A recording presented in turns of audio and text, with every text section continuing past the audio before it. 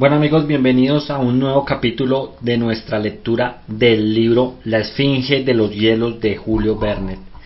Capítulo 20. Este capítulo se titula Del de diciembre al de enero. Por la mañana he cogido el libro de Edgar Poe y he leído atentamente el capítulo 25. Referirse en el que, cuando los indígenas quisieron perseguirles, los dos fugitivos, acompañados del salvaje Nunu, estaban ya a 5 o 6 millas de la bahía, de las 6 o 7 islas agrupadas al oeste. Acabábamos de reconocer que no quedaban más que vestigios bajo forma de islotes. Lo más interesante para nosotros en el referido capítulo son estas líneas que transcribo. Llegada por el norte, en la James, para tocar en la isla Salal. Habíamos gradualmente dejado atrás las regiones más frías, y aunque esto puede parecer una afirmación desmentida por las nociones generalmente aceptadas sobre el océano Atlántico, era un hecho que la experiencia no nos permitía negar. Así, intentar ahora volver al norte hubiera sido locura, especialmente en periodo tan avanzado de la estación. Solo un camino parecía abierto a la esperanza.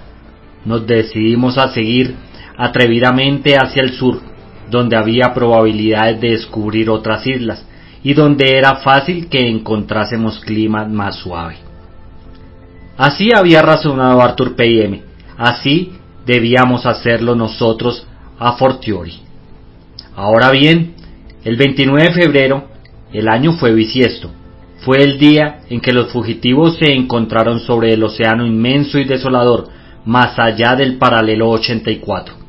Nosotros estábamos a 29 de diciembre.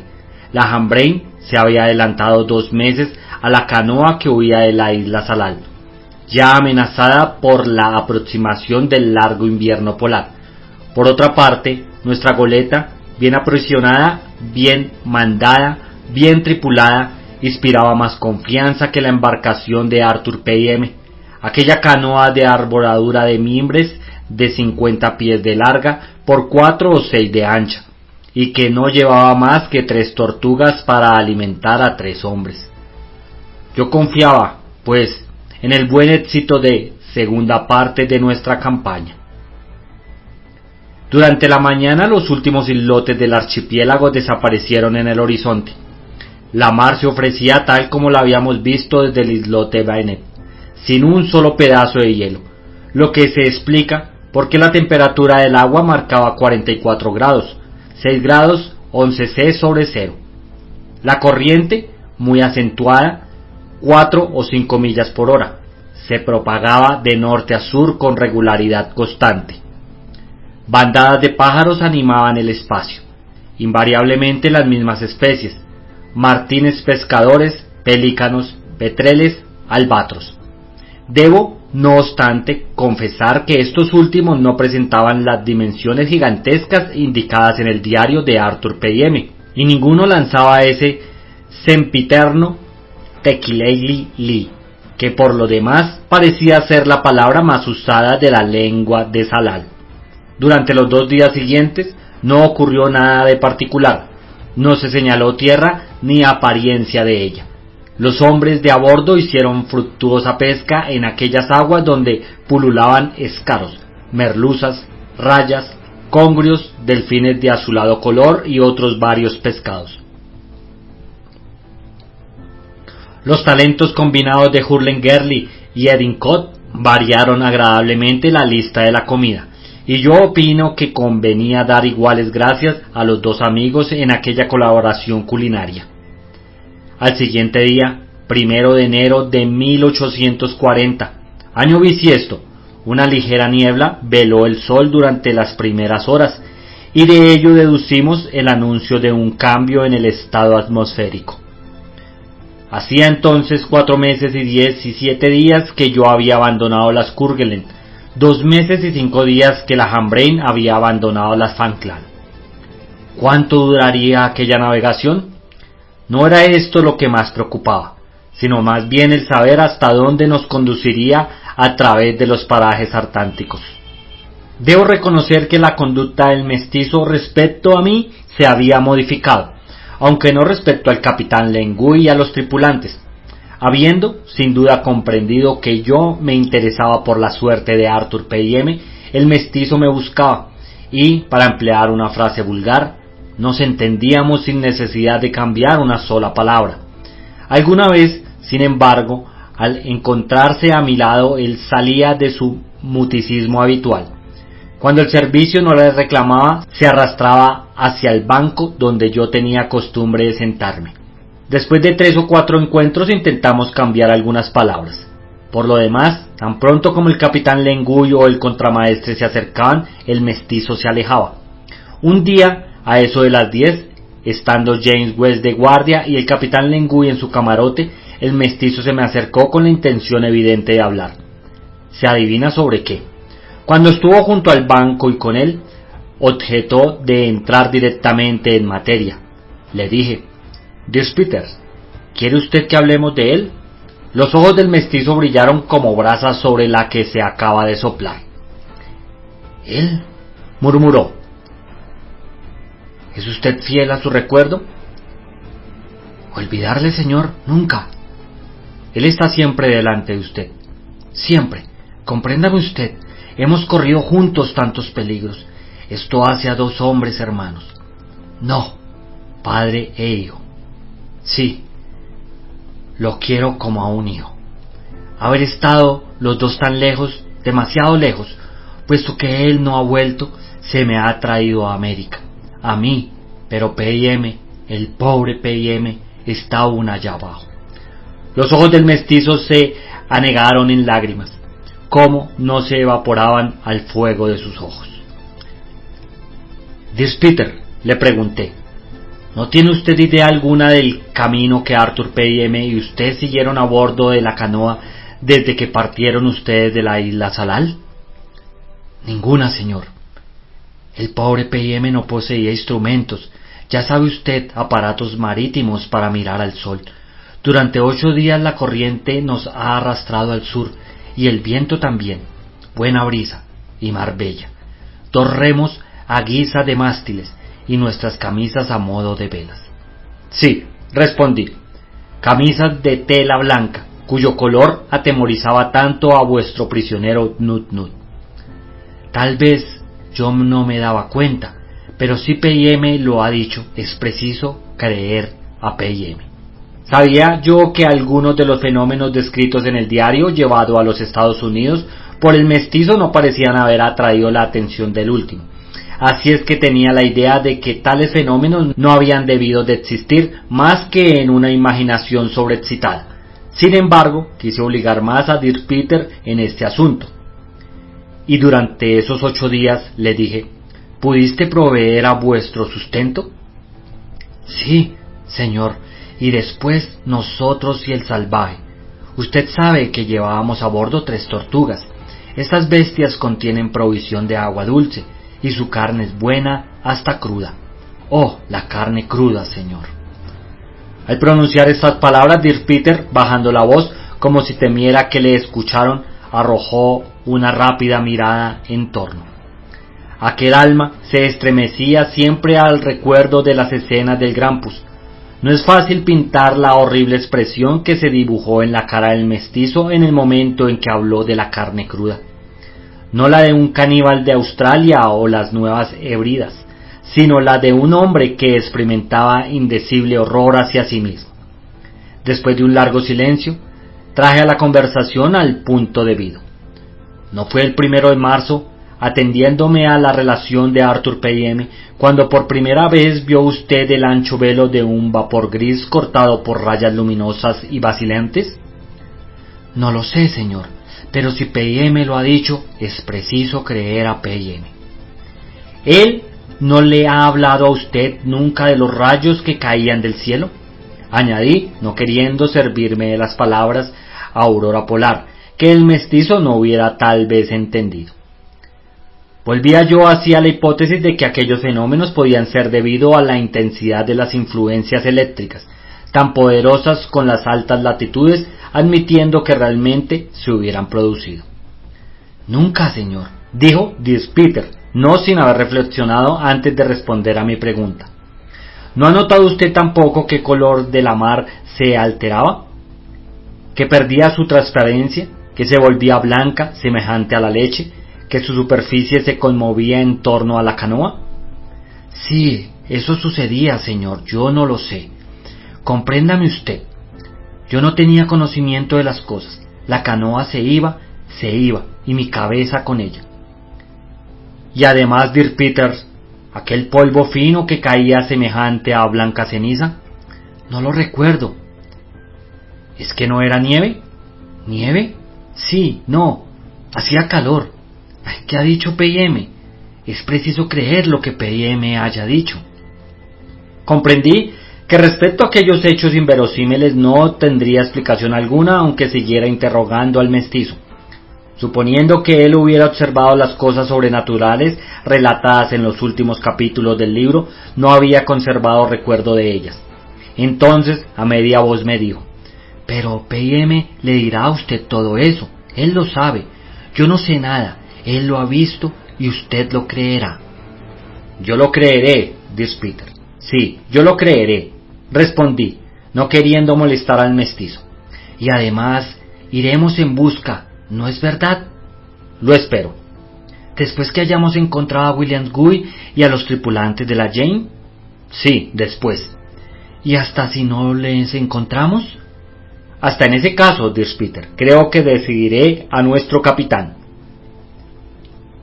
¿Quién no rehusará prestar auxilio a un hombre como él? No lo rehusará. Y realmente, si William Guy y sus compañeros están vivos, se puede admitir que Arthur P.I.M. ¿Vive? Sí, vive, exclamó el mestizo. Por el alma de mis padres, él está allí, me espera. Mi pobre P.I.M. ¿Y cuál será su alegría cuando se arroje en los brazos de su viejo Dirk? Y la mía, cuando le sienta aquí. Y el robusto pecho de Dirk Peter se levantaba como la mar agitada. Después se alejó, dejándome presa de inexplicable emoción.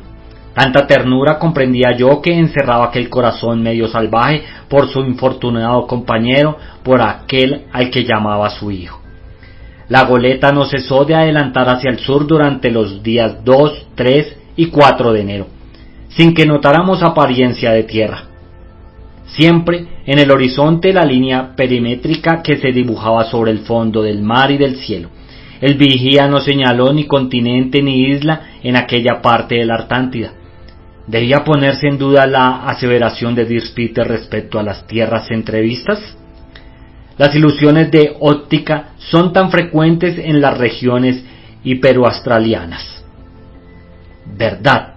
Hice notar al capitán Lenguy que desde que abandonó la isla Salal, Arthur P.I.M. no poseía instrumentos para tomar altura. Lo sé, señor Jorlin, y es muy posible que las tierras se encuentren en el este o en el oeste de nuestro itinerario. Lo más de lamentar es que Arthur P.I.M. y Dirk Peter no hayan desembarcado en ellas. No tendríamos ninguna duda sobre su existencia, bastante problemática, y acabaremos por descubrirlas. Las descubriremos, capitán, remontando algunos grados hacia el sur. Pero yo me pregunto, señor Jorlin, si no sería preferible explorar los pasajes comprendidos entre el meridiano 44 y 5.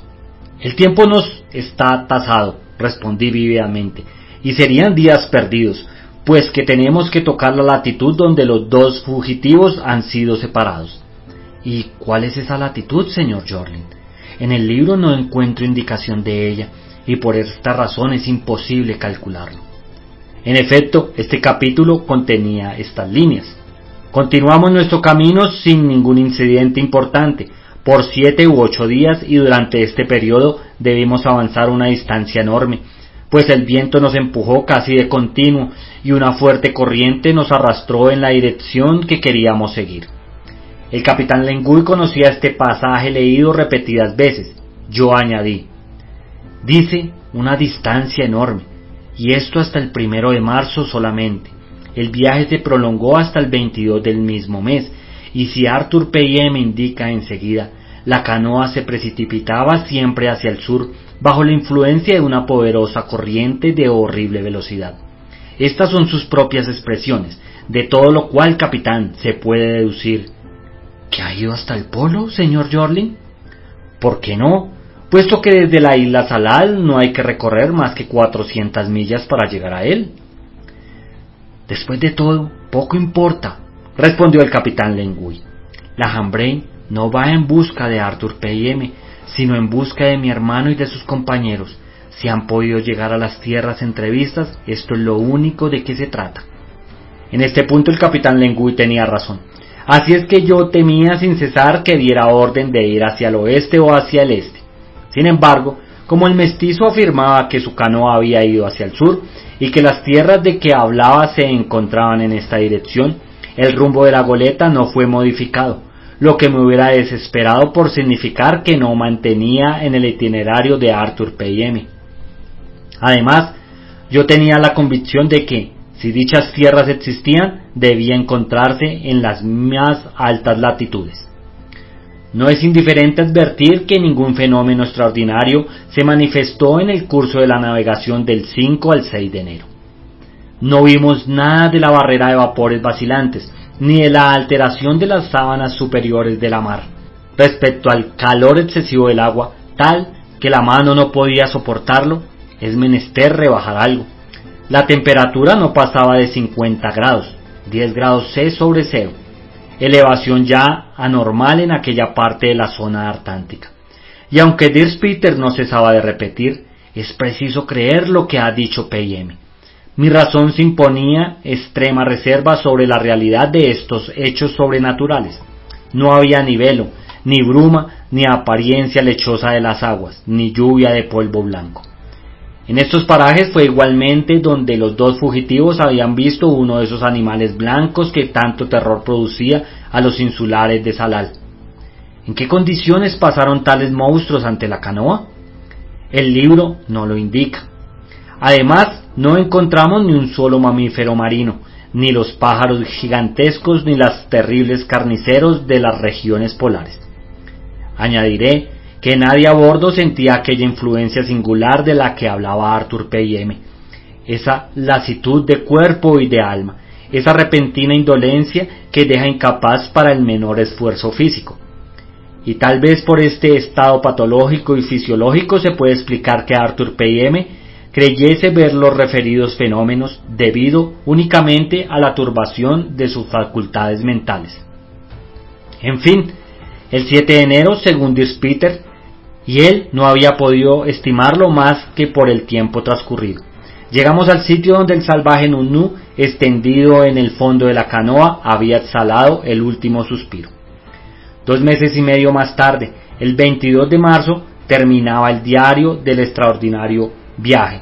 Entonces era cuando flotaban espesas tinieblas, atemperadas por la claridad de las aguas que reflejaban el velo de vapores blancos extendidos sobre el cielo. Pues bien, la Hambrain no fue testigo de ninguno de estos asombrosos prodigios y el sol, inclinando su alargada espiral, iluminaba siempre el horizonte. Era una suerte que el espacio no estuviera sumido en la oscuridad, puesto que, en tal caso, no hubiéramos sido imposible tomar altura.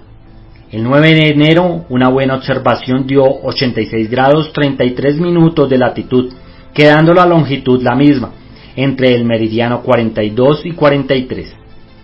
En este sitio, a creer los recuerdos del mestizo, se efectuó la separación de los dos fugitivos, después del choque de la canoa y el témpano. Pero se presentaba una duda, puesto que el témpano, arrastrando a Dirk Peter, había derivado hacia el norte. ¿Es que estaba sometido a la acción de una contracorriente? Esto debía de ser, pues desde hacía 2 días nuestra goleta no sentía la influencia de aquella, a que había obedecido al dejar la isla Salal. Y, ¿por qué asombrarse cuando todo es tan variable en estos mares australes? Felizmente la fresca brisa del noroeste persistía, y la Hambrain, con todas sus velas desplegadas, continuaba elevándose hacia los más altos parajes, avanzando 13 grados sobre los navíos de Weldon y 2 grados sobre la James. En cuanto a las tierras, islas o continentes que el capitán Lengui buscaba en la superficie de aquel inmenso mar, no aparecían, y yo comprendía que perdía poco a poco la confianza, bien quebrantada ya después de tan vanas pesquisas. En cuanto a mí, estaba obsesionado por el deseo de recoger a Arthur P.M. tanto como los de sobrevivientes de la James, pero ¿se podía creer que hubieran sobrevivido? Sí, yo lo sabía. Esta era la idea fija del mestizo, y si nuestro capitán hubiera dado la orden de volver atrás, no sé a qué extremo hubiera llegado Dirk Peters. Tal vez se hubiera arrojado al mar. Por esto, cuando él oía que la mayoría de los marineros protestaban contra aquellas navegaciones insensatas y hablaban de virar cabo por cabo, yo temía siempre que el mestizo se abandonase a alguna violencia contra Hernet, sobre todo que excitaba sordamente a la rebelión a sus camaradas de las Falkland. Sin embargo, convenía no permitir que en la indisciplina y la desanimación entrasen a bordo, y así, aquel día, deseoso de levantar los espíritus, el capitán Lengui, a petición mía, reunió a la tripulación bajo el palo mayor y habló en estos términos: «Marineros de la Hambrain, desde nuestra partida de la isla Salal, la goleta ha ganado 2 grados hacia el sur, y conforme al contrato firmado por el señor Jorlin, os anuncio que habéis adquirido $2,000 por grado, los que os serán pagados a la terminación del viaje». Hubo algunos murmullos de satisfacción, pero no hurras, a no ser los que lanzaron sin encontrar eco el contramaestre Hurlengerney y el conicinero Eddington. Bueno amigos, hasta aquí llegó el capítulo 20 de esta grandiosa historia de Julio Verne. Gracias por escucharme.